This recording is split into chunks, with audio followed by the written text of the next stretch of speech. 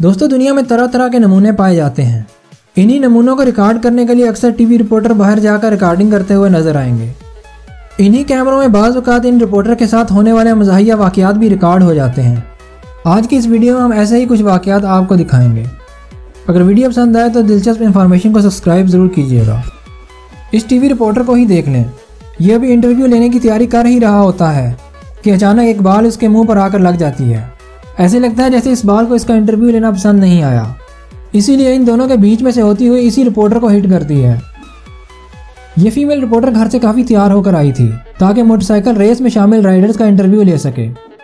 लेकिन इस राइडर्स को देखें, इसने तो इसके तमाम अरमानों पर कीचड़ ही फेंक दिया।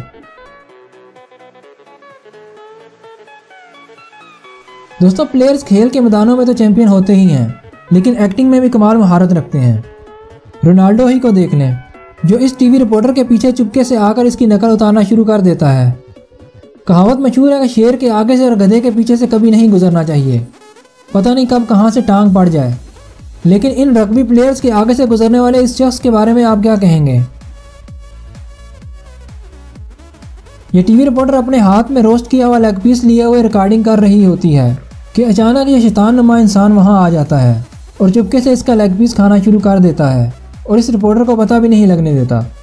दोस्तों, प्लेयर ही होता है।